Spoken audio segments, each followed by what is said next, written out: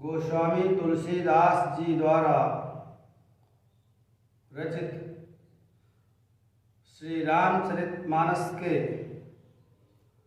बालकांड से लिया गया शीर्षक धनुष भंग। उदित उदय गिरि मंच पर रघुबर बाल पतंग, बिकसे संत सरोज सब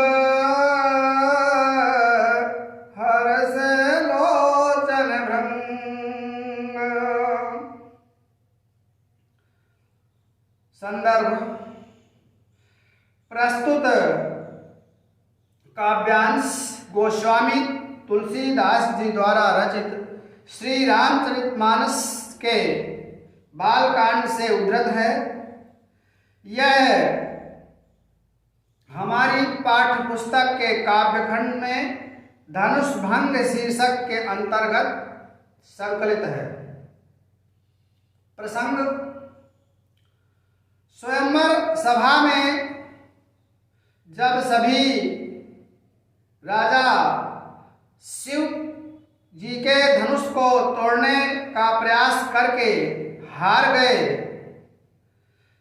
तब श्री राम जी गुरु विश्वामित्र जी की आज्ञा प्राप्त करके धनुष भंग के लिए मंच से उठ खड़े हुए। उस समय उनकी जो शोभा हो रही थी, उस शोभा का, सुंदरता का वर्णन यहाँ श्री गोस्वामी तुलसीदास जी ने किया है। उदित उदय गिरि मंच पर रघुबर बाल पतंग। बाल पतंग प्रातःकालीन सूर्य, बाल सूर्य, पतंग माने सूर्य।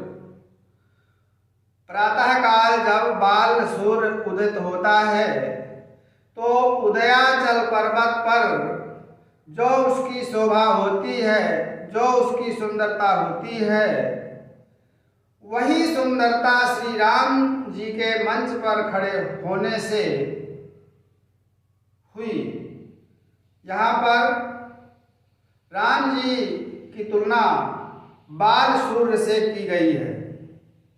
जिस प्रकार प्रातःकाल सूर्य के उदय होने से तालाबों में कमल पुष्प खिल जाते हैं और उन पर भंवरे गुंजार करने लगते हैं, उसी का वर्णन यहाँ पर गोस्वामी जी ने किया हुआ है। जब मंच रूपी उदयाचल पर श्री राम जी रूपी बाल सूर्य का उदय हो गया, तब सभी संत महात्मा रूपी जो कमल थे वो खिल उठे और उनके नेत्र रूपी भंवरे आनंदित हो गए, हर्षित हो गए। अर्थात जब श्री राम जी मंच से खड़े हुए, उस समय उनकी ऐसी सुंदरता थी, शोभा थी, मानो प्रातःकालीन बाल सूर्य के उदय होने के बाद जिस प्रकार सूर्य के उदय होने पर तालाबों में कमल खिल उठते हैं, उसी प्रकार से उस स्वयंवर सभा में बैठे हुए सभी संत महात्माओं के नेत्र रूपी कमल खिल उठे और उनके नेत्र रूपी भंवरे गुंजार करने लगे।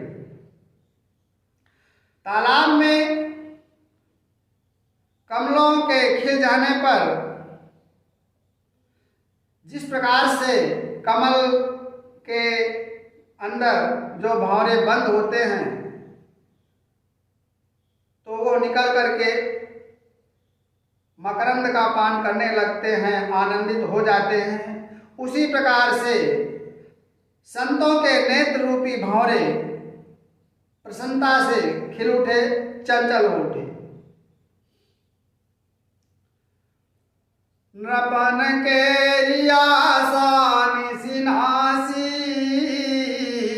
बचन नखत अवली न प्रकाशी। मानी महिप कुमुद सकुचाने, कपटी भूप उलूक लुकाने।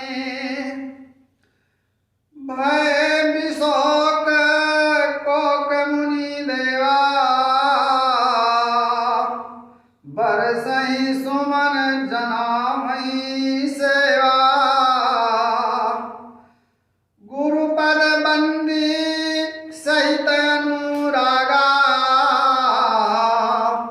राम मुनिन सन आयसु मांगा। सहज ही चले सकल जग स्वामी, मत मंजुबर कुंजर गामी।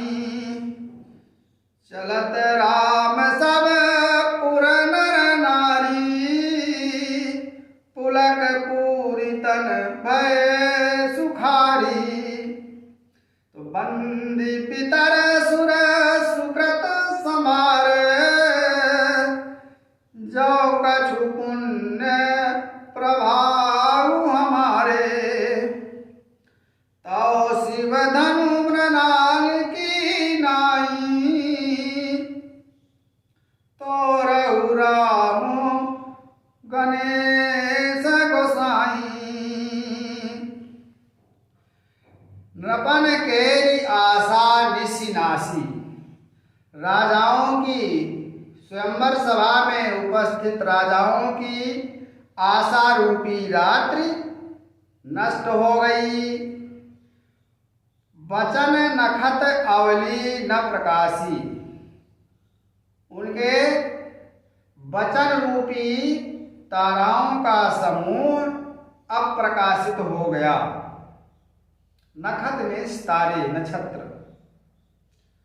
मानी महिप कुमुद सकुचाने, जो अभिमानी बहादुर राजा लोग थे, अपने आप को बहुत बहादुर समझ रहे थे, वो कुमुद पुष्प के समान संकुचित हो गए। और कपटी राजा लोग उल्लू के समान छिप गए। भय विशोक कोक मुनि देवा, चकवा चकवी मुनि और देवता लोग शोक रहित हो गए और वो पुष्प वर्षा करके अपनी सेवा प्रस्तुत कर रहे हैं। भगवान श्री राम जी ने प्रेम सहित गुरु की वंदना की और उन्होंने मुनियों से आज्ञा मांगी। सहज ही चले सकल जग स्वामी, सारे संसार के स्वामी स्वाभाविक रूप से चले।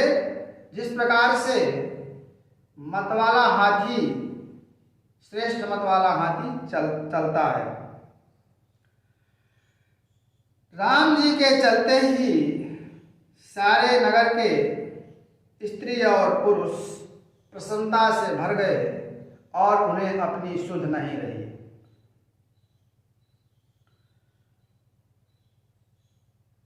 बंदी पितर सुर सुकत संभारे,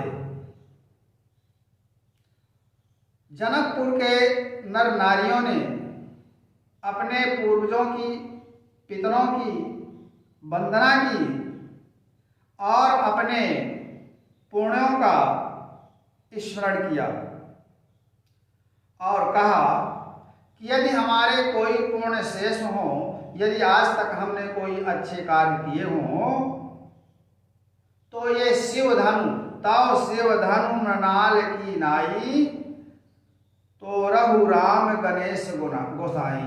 तो हे गणेश गोसाई, इस शिव जी के धनुष को राम जी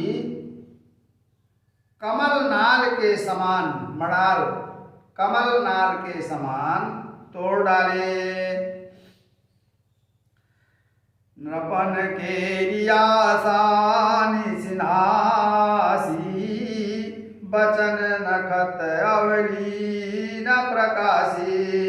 श्री राम जी को धनुष तोड़ने के लिए उठा हुआ देख करके स्वयंवर में उपस्थित राजा गण सीता जी को प्राप्त करने की जो उनकी आशा रूपी रात थी वो नष्ट हो गई। यद्यपि वे सभी राजा पहले ही हार मान चुके थे, धनुष को उठाना क्या, हिला तक नहीं सके थे। जैसा कि गोस्वामी तुलसीदास जी ने लिखा है, रावण बाण छुआ नहीं चापा, हारे सकल भूप करी दापा। फिर भी उनके अंदर एक आशा थी कि शायद राजा जनक कुछ परिवर्तन कर दे, क्योंकि जब कोई नहीं उठा पा रहा है, तोड़ पा रहा है, तो हो सकता है कि इस प्रतिज्ञा को राजा जनक जी बदल दें या स्वयं ही सीता किसी का वर्ण कर ले।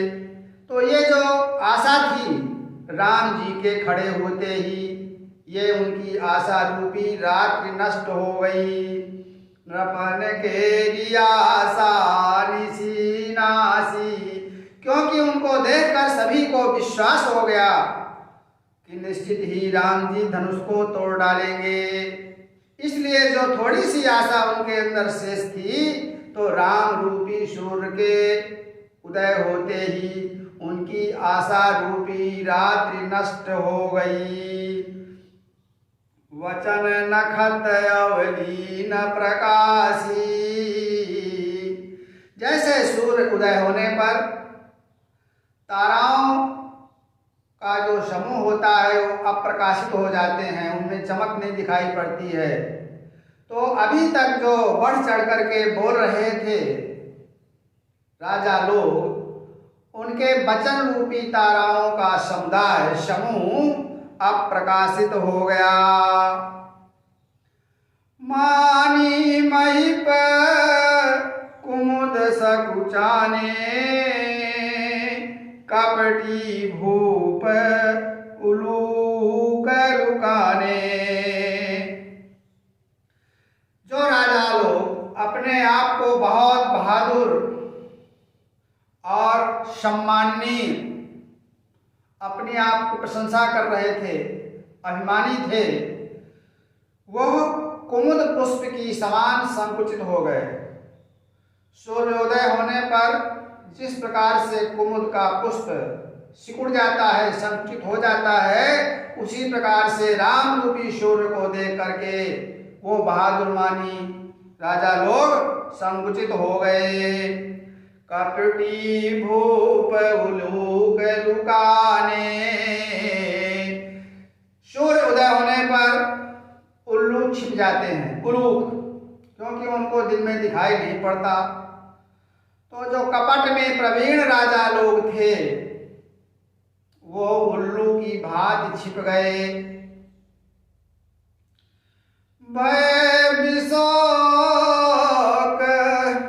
कोक मुनि देवा, चकवा चकवी मुनि और देवता लोग विशोक, शोक रहित हो गए। चकवा चौकी क्यों शोक रहित हो गए? इसमें एक दंत कथा है कि एक बार किसी नदी के किनारे कोई ऋषि की झोपड़ी थी, वहीं पर पास में ही रात्रि में चकवा और चकवी मिलन कर रहे थे। ऋषि के अनुष्ठान में, तप में, पूजा पूजा में बाधा उत्पन्न हुई, इसलिए उन्होंने श्राप दे दिया कि तुम रात में मिल नहीं पाओगे। इसलिए सूर्य उदय होते ही जो चकवा चकवी व्याकुल थे, करुण क्रंदन कर रहे थे, वो मिल गए और शोक रहित हो गए। भय विशोक कोक। और मुनि जो ऋषिगण थे, महात्मा लोग थे, वो प्रातः काल संध्या वंदन करते हैं, पूजा करते हैं। दूसरा ये कि राम जी के साथ वो सीता का पाणी ग्रहण देखना चाहते थे। राम जी को देख करके वो प्रसन्न हो गए और देवता लोग भी प्रसन्न हो गए। बरसहि सुमन जनामहि सेवा। और वो देवता लोग आकाश से पुष्पों की वर्षा करके भगवान श्री राम जी के ऊपर पुष्पों की वर्षा कर रहे हैं, क्योंकि सभी जानते हैं कि राम जी साक्षात भगवान हैं, इसलिए अपनी सेवा भावना प्रकट कर रहे हैं। गुरुपद बंद सहित अनुरागा, राम मुनि सन आय सुमागा। अनुरागा, प्रेम सहित प्रेम पूर्वक गुरु विश्वामित्र के चरणों की वंदना करके, प्रणाम करके राम जी ने मुनि न सन आय सुमागा, मुनियों से वहां पर उपस्थित जो और भी ऋषिगण थे उनसे अनुमति मांगी, आज्ञा मांगी। आयश माने आज्ञा।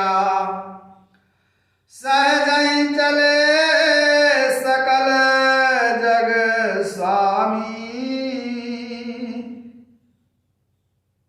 सकल जग स्वामी, सारे संसार के स्वामी, स्वाभाविक रूप चाल से, स्वाभाविक रूप से चल दिए। किस प्रकार चले? महत मंजुबर कुंजर गामी। जिस प्रकार से मतवाला वर माने श्रेष्ठ हाथी अपनी स्वाभाविक चाल से चलता है। चलत राम सब पुर नर नारी, पुलक पूरी तन भय सुखारी। राम जी को मंच से चलते हुए देख करके सारे जनकपुर के नर और नारी, स्त्री और पुरुष उनकी सुंदरता को देख करके आनंदित हो गए, पुलकित हो गए और तन भय सुखारी, उनका जो शरीर था प्रसन्न चित्त हो गया। बंद पितर सुर सुकृत संहारे, जो कछु पुण्य प्रभाव हमारे। राम जी को देख करके जनकपुर के नर नारियों ने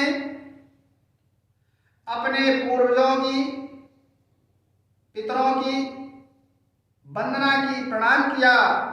पूर्वज जो पूर्व पहले जमाने उत्पन्न हुए हों, पुरखे अपने पूर्वजों की, पुरखों की वंदना करके सुकृत संहारे, अपने पुण्यों को स्मरण किया, याद किया और कहा कि जो कछु पुण्य प्रभाव हमारे, कि जो कुछ भी हमारा पूर्ण प्रभाव हो, आज तक जो हमारे संचित कर्म हो, जो अच्छे हमने कर्म किए हों, उनका जो भी प्रभाव हो, तो तव शिव धनु मृणाल की नाई, तो रघु राम गणेश गोसाई। तो हे गणेश गोसाई, इस शिव जी के धनुष को, भगवान शंकर के धनुष को राम जी कमल नाल की तरह तोड़ डाले। श्री राम इस शिव के धनुष को कमल की भांति सरलता से तोड़ डाले। राम ही प्रेम समेत लखी सखिन समीप बुलाय, सीता मातु स्नेह बस बचन कहि बिलखाय। राम जी को देख करके प्रेम समेत लखी, प्रेम से देख करके सीता जी की माता सखियों को अपने पास बुला करके स्नेह बस प्रेम बस इस प्रकार से बिलखाए बिलख करके वचन बोली सखियों से। क्या कहा उन्होंने सोचा राम जी को देखकर उनके हृदय के जो भाव हैं कि राम जी इतने कोमल हैं, सुंदर हैं, तो माता का वात्सल्य प्रेम जग गया और उन्होंने अपनी सखियों को पास बुलाकर प्रेम से बिलख करके विलाप करके उनसे कहने लगी। तात्पर्य यह है कि सीता जी की माता श्री राम जी की सुंदरता पर इतनी मोहित हो गई कि उनका मन व्याकुल हो गया, विचलित हो उठता है और वो सोचती हैं कि जब इतने बड़े बड़े राजा गण इस धनुष को हिला नहीं पाए तो इस छोटे से बालक को विश्वामित्र जी के द्वारा भेजना अनुचित है। यद्यपि वे राम जी को देखकर चाहती हैं कि इनका संबंध सीता जी के साथ हो जाए, लेकिन राम जी की सुंदरता और उनकी आयु को देख करके वो अपनी सखियों को बुला करके अपने मन की व्यथा व्यक्त कर रही हैं। सखी सब कौतुक देखनिहारे,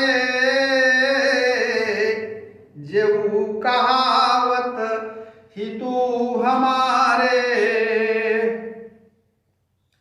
को न बुझाई कहि गुरु पाही,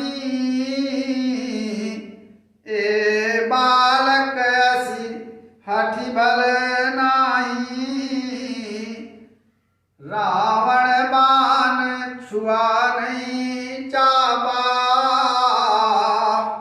हारे सकल भूप करी दाबा, सो धनुराज कुंवर का दई, बाल मराल की मंदर लेई, भूप सयान पर सकल सिरानी, सखी विधि गति कछु जाति न जानी, बोली चतुर सखी मृदु बानी, तेजवंत लघु गणीय नरानी, का कुंभज का सिंधु अपारा, असोस सुजस सकल संसारा,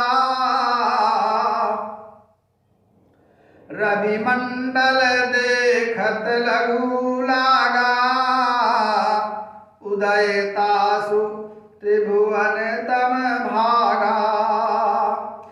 सीता जी की माता अपनी सखियों से कहती हैं कि हे सखी,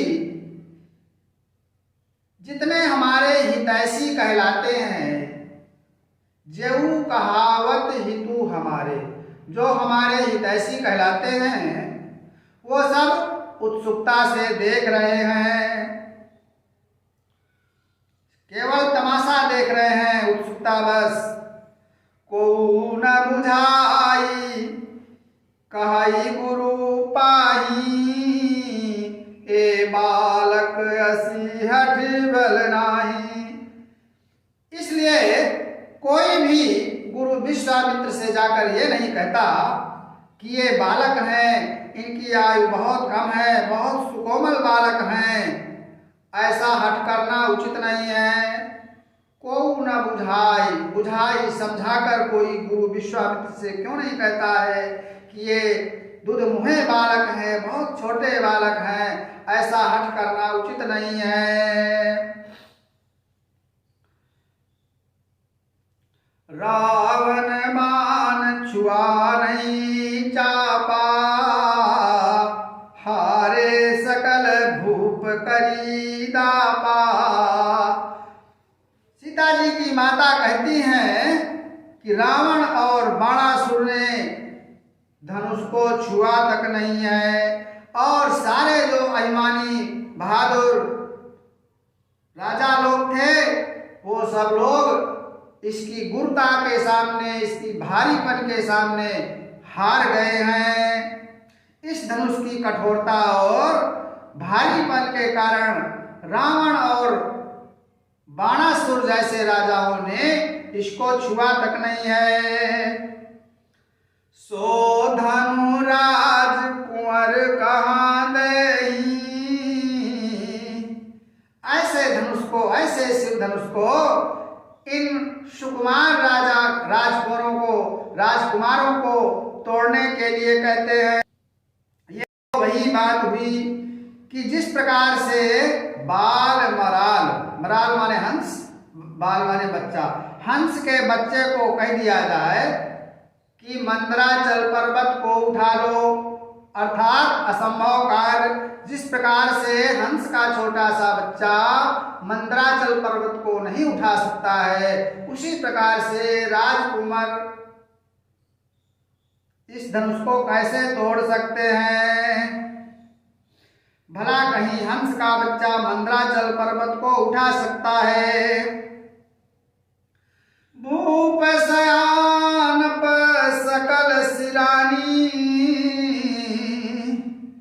सखी विधि गति कछु जाति न जानी। सीता की माता कहती हैं कि राजा का सयानापन, समझदारी पता नहीं कहाँ चली गई, सिरानी नष्ट हो गई, सयानापन, समझदारी। हे सखी, विधि गति, विधाता की गति को कोई नहीं जानता है। तात्पर्य है कि सीता जी की माता कहती हैं कि कोई समझाए या ना समझाए, गुरु जी विश्वामित्र जी को कोई कहे या ना कहे, लेकिन राजा जनक को तो कहना ही चाहिए। लेकिन वो भी सामान्य मनुष्य के भांति चुप हैं, क्योंकि उनकी सारी समझदारी, सयानापन नष्ट हो गया है, सटिया गए हैं, बुजुर्ग हो गए हैं। हे सखी, विधाता क्या करना चाहता है इसको कोई नहीं जानता है। बोली चतुर सखी मृदु बानी, तेजवंत लघु गणीय नरानी। एक चतुर होशियार सखी कोमल वाणी में बोली कि हे रानी, तेजस्वी लोगों को छोटा नहीं गिनना चाहिए। तेजवंत लघु गणीय नरानी, गणी माने गिनना, तेजस्वी लोगों को छोटा नहीं समझना चाहिए। हे रानी, जो तेजवान व्यक्तियों को छोटा होने पर भी छोटा नहीं मानते हैं, छोटा नहीं गिनना चाहिए। कहाँ कुंभल का सिंधु अपारा, सो सुजस सकल संसारा। वो चतुर सखी उदाहरण देती हुई समझाती है कि कहाँ कुंभल, कहाँ तो कुंभ से जमाने उत्पन्न होने वाले कुंभज ऋषि, और कहाँ अपार समुद्र जिसका कोई पार नहीं है। लेकिन फिर भी उन्होंने सो सुजस सकल संसारा, फिर भी उन्होंने सारे समुद्र को सोख लिया था। कहाँ? तो घड़े से उत्पन्न होने वाले कुंभ ऋषि, जिन्होंने समुद्र को, अपार समुद्र को सोख लिया था। कुंभज अगस्त ऋषि को कहते हैं। छोटे से मुनि अगस्त ऋषि, और कहाँ ये अपार समुद्र, लेकिन उन्होंने उसको सोख लिया था। जिसका यह सारा संसार जानता है, सो सुजस सकल संसारा, जिनका सूरज सारे संसार में छाया हुआ है। रवि मंडल देखत लघु लगा, उदयता सुत्रिभुवन तम भागा। रवि मंडल, सूर्योदय के समय रवि, सूर्य का जो गोलाई है, मंडल है, घेरा है, देखने में बहुत छोटा लगता है, लेकिन उसके उदय होते ही सारे संसार का अंधकार दूर भग जाता है। त्रिभुवन, तीनों लोकों का तम माने अंधकार दूर हो जाता है। सूर्य का घेरा देखने में छोटा लगता है, किंतु उसके उदय होते ही तीनों लोकों का अंधकार दूर हो जाता है, नष्ट हो जाता है। मंत परम लघु जासु बस, विधि हरिहर सुर सर, महामत्त गजराज कर, कहूँ बस कर अंकुश खर। चतुर सखी कहती है कि छोटा सा मंत्र होता है, लेकिन उसके बस में ब्रह्मा, विष्णु और महेश सभी देवता उसके बस में हो जाते हैं। ओंकार, ओम का मंत्र बहुत छोटा होता है, लेकिन उसके बस में ब्रह्मा, विष्णु, महेश सभी देवता उसके बस में हो जाते हैं। उसी प्रकार से महामत्त गजराज कर, महान मद वाले मदमस्त गजराज हाथी को बस में करने वाला जो अंकुश होता है, बहुत छोटा होता है, लेकिन वो छोटे से अंकुश से मत वाले हाथी को अपने बस में कर लेता है।